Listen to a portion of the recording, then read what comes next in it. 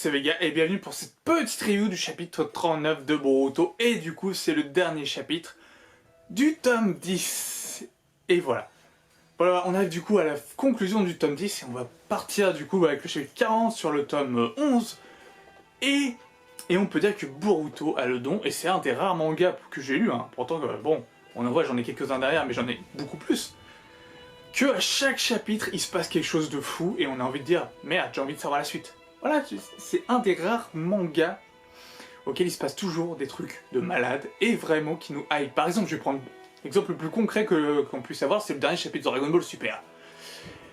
Il était nul. Enfin, il y avait 2-3 éléments sympas, mais il se passait rien. Je veux dire, le cliffhanger, c'était même pas cliffhanger, je pensais qu'il y avait une page en plus. Tu vois, je pensais qu'il y avait un truc qui manquait. Il manquait un truc. Et là, non, tu vois, dans Boruto, il y a toujours un cliffhanger de fou, on a toujours envie de savoir où jusqu'où ça va aller et comment. Et c'est fou que un manga puisse nous tenir autant en haleine. C'est magnifique et c'est un très très bon manga du coup Boruto. Donc voilà, bref, c'est voilà, les éloges du coup de Boruto en général. Et du coup on va parler du chapitre 39 qui commence bah du coup avec forcément les ordres Shikamaru suivis d'autres ninjas qui viennent du coup bah, pour enfermer Kawaki. Et oui, parce que Kawaki, Shikamaru lui cache qu'il ne l'a jamais senti, et voilà, qu'il pense que ça peut être un traître, que l'ennemi est venu à cause de lui. Il n'a pas tout à fait tort, l'ennemi est venu à cause de lui, mais ce n'est pas pour autant un traître. Mais voilà, Shikamaru n'a vraiment pas confiance, et il veut le garder en sécurité, il veut le garder le temps qu'il s'explique, et le temps que du coup, il puisse retrouver Naruto. Qu'ils ont une trace avec Naruto, etc. Et donc Kawaki, bah, lui explique que du coup, bah... Jigen, il s'est un peu téléporté devant lui et il a emmené Naruto dans une autre dimension, entre guillemets. Et Shikamaru fait putain merde, c'est chaud, etc. On est un peu dans la merde. Et forcément, du coup, il y a Boruto qui fait bah oui, mais il y a Sasuke qui peut l'aider. Oui, Sasuke, on l'a pas vu du chapitre. Où est Sasuke? Alors je pense que ça fait partie des points importants du chapitre du coup 41. Je pense qu'on va démarrer du coup sur du Sasuke. Et pas sur le cliffhanger du coup de l'épisode où ça va être assez occulté. Mais je pense qu'on va vraiment partir sur qu'est-ce que fait Sasuke, ou si on le fait pas, Sasuke aura un rôle très important à venir dans les prochains chapitres. Et j'en parlerai du coup dans une autre vidéo, plutôt théorie sur le chapitre 40. Globalement sur Sasuke. Donc on va pas parler des masses de Sasuke puisque de toute manière il n'est pas présent dans ce chapitre. Et je pense qu'il aura du coup une place vraiment primordiale pour la suite. Donc voilà, on apprend quand même pas mal de choses du fait que...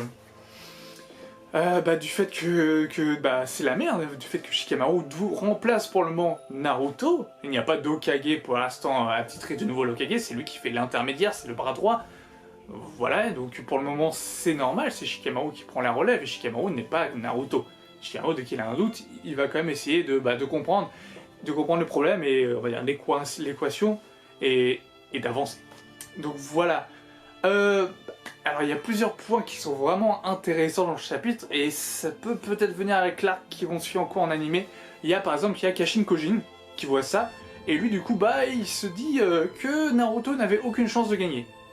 Voilà, il s'est dit attends, si Jigen s'est battu contre Naruto, à mon avis Kashin Kojin savait qui était Jigen, à mon avis il savait que c'était Shiki, il s'est dit il y a aucune chance qu'il puisse battre Naruto, sauf si Sasuke était là, par miracle. C'était le cas, mais ils se sont fait la tête comme tous les deux, mais Sasuke était là. Alors je pense qu'ils ont une vraie peur de Sasuke. Comme Kara a une vraie peur de Sasuke. Je m'en souviens dans les chapitres bien avant, quand l'organisation avait évoqué qui pouvait avoir le Kama. Quand ils ont dit non mais attends, ça serait pas Sasuke Uchiwa quand même. Ils avaient peur, ils flippaient. Pourquoi ils ont autant peur de Sasuke? Ok, c'est un shinobi extraordinaire, hein, mais Naruto tout autant. Je veux dire, j'ai toujours l'impression, et on m'a fait déjà la remarque plusieurs fois en commentaire, que du coup, oui, Naruto ne se bat pas avec sa plus de puissance, etc. Et Sasuke, c'est normal qu'il soit mis en valeur, entre guillemets, comme ça. Mais on a vraiment l'impression que du coup, Sasuke, bah, c'est un peu sur qui tout le monde se repose maintenant. En tout cas, dans l'aide extérieure. C'est-à-dire que Naruto pourrait être moins une menace que Sasuke pourrait être menace. Peut-être à cause aussi de son passif. Sasuke est un criminel, il peut toujours redevenir un criminel, il peut toujours revriller. On n'est pas à l'abri de ça, ça pourrait être intéressant qu'il revrille à un moment donné, mais je ne pense pas, puisque en même temps, avec l'arc qu'on a, je pense que c'est encore une forme de rédemption, et ça serait un rétro-pédalage pour le personnage, mais ça pourrait être quelque chose d'assez sympathique. Donc voilà, du coup, Kashin Koji, du coup, pour lui, donc pour revenir à ça, il pensait que c'était impossible que Naruto puisse battre Jigen.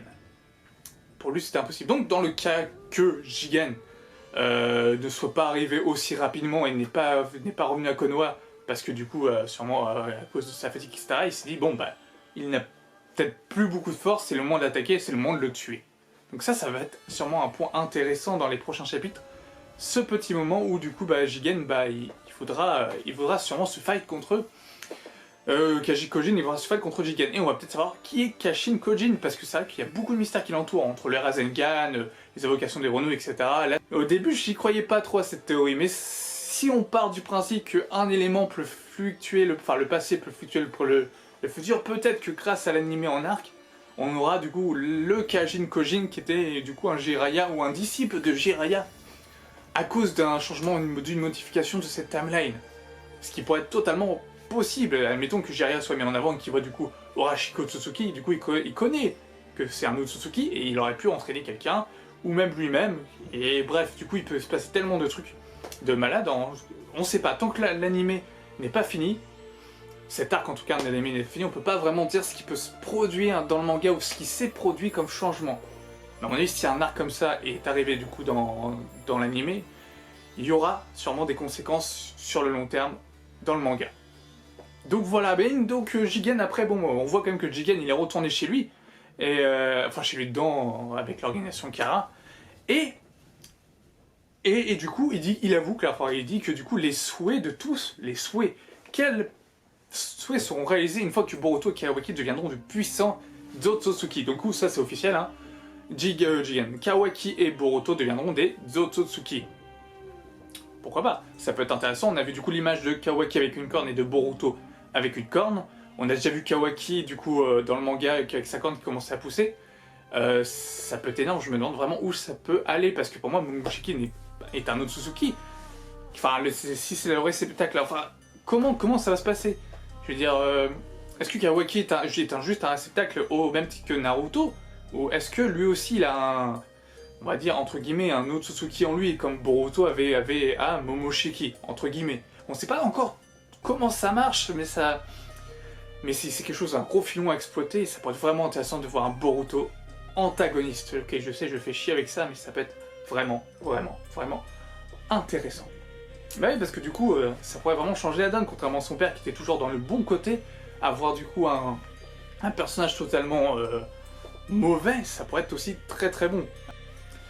D'ailleurs, en termes de souhaits, bah, alors, quels souhaits ils peuvent vouloir? Et aussi, ça veut dire que les personnes qui sont avec Jigen, donc c'est-à-dire Amando par exemple, il est au courant que c'est Ishiki, clairement, là c'est même plus caché, ils savent tous la vraie identité de Jigen.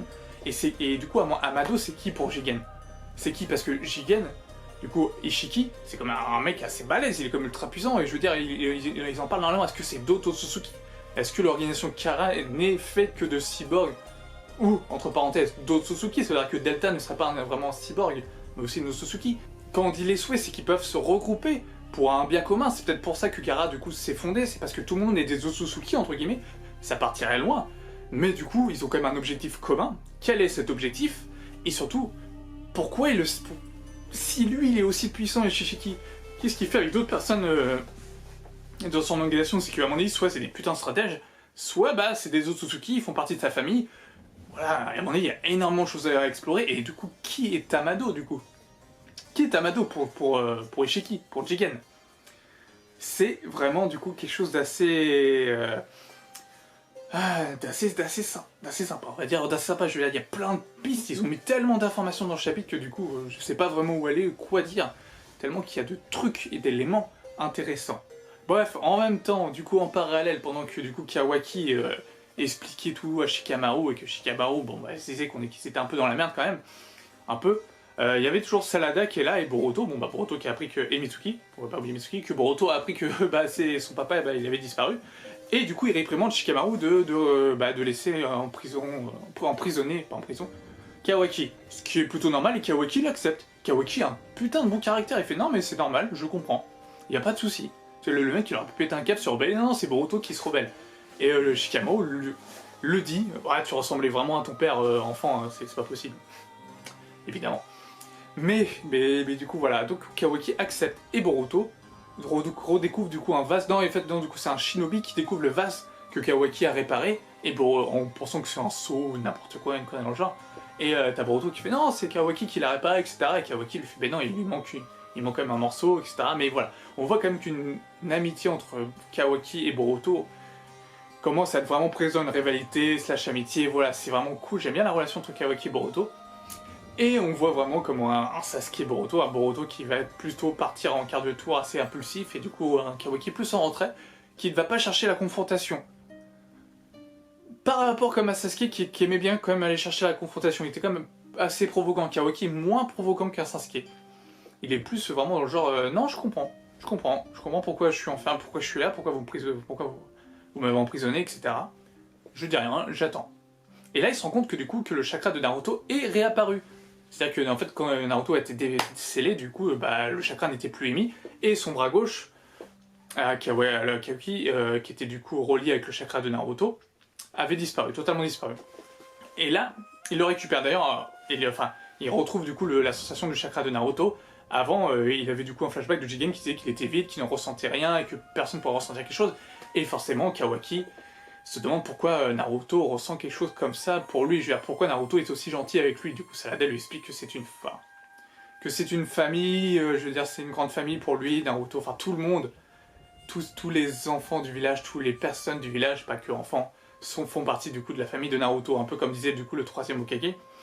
Et c'est assez intéressant du coup de revoir ce parallèle avec le troisième Hokage, mais aussi du coup aussi intéressant de voir de Salada qui disait qu'elle aurait aimé que ce soit son père qui soit Hokage pour qu'il soit plus présent pour elle et pour sa mère, ce qui est totalement normal. Si elle savait que là Sasuke était déjà dans Konoha totalement KO, je pense que du coup elle réagirait peut-être un peu autrement. Mais du coup voilà, il se rend compte que le chakra de Naruto est de retour, et il comprend, il tilt, il fait ok, on va sauver Naruto parce qu'on va pas se mentir, Kawaki est totalement attaché à Naruto. Naruto est sûrement l'une des premières personnes à lui donner de l'affection, de l'importance.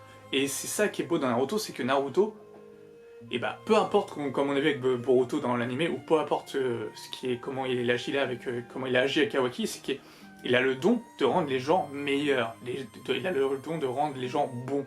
C'est un talent de Naruto, c'est vraiment quelque chose qui le caractérise, c'est de garder la foi en l'humanité.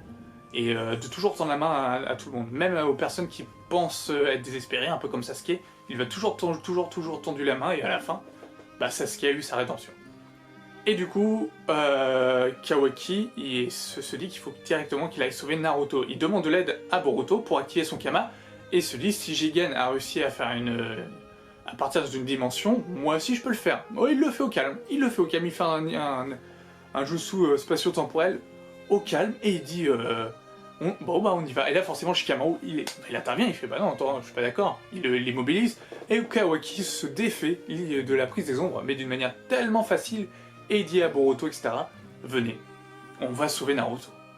La mission sauvetage Naruto, j'en avais parlé, que du coup ils allaient sauver Naruto, sauf que du coup, je m'étais tellement planté sur le truc, je pensais que du coup il y aura une ellipse, etc.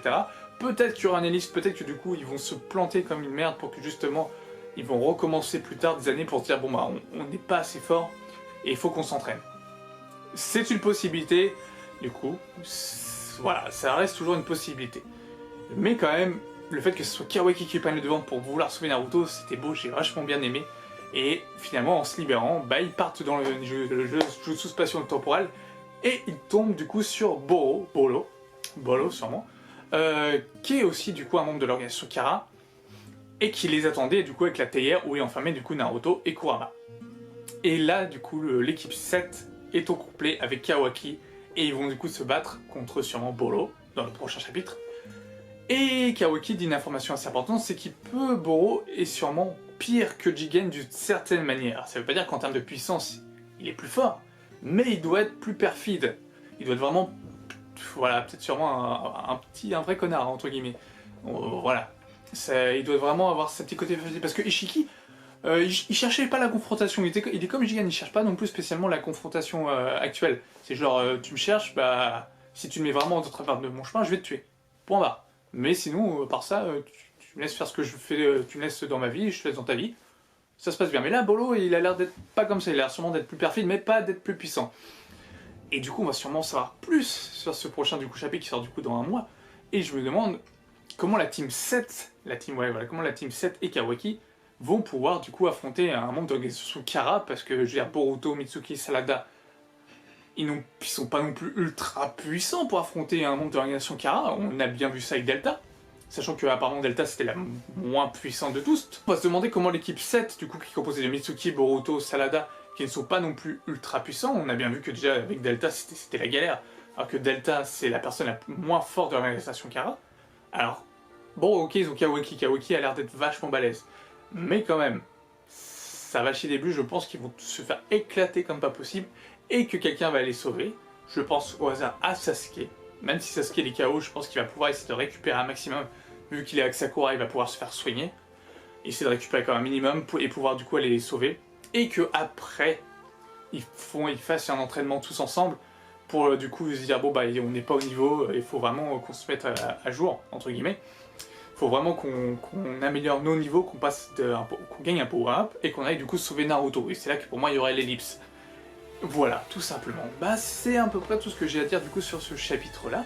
Je pense que j'ai fait le tour, il y a tellement d'informations, ce chapitre était tellement dingue, que waouh, il s'est passé tellement de trucs que c'est cool, c'est vraiment génial.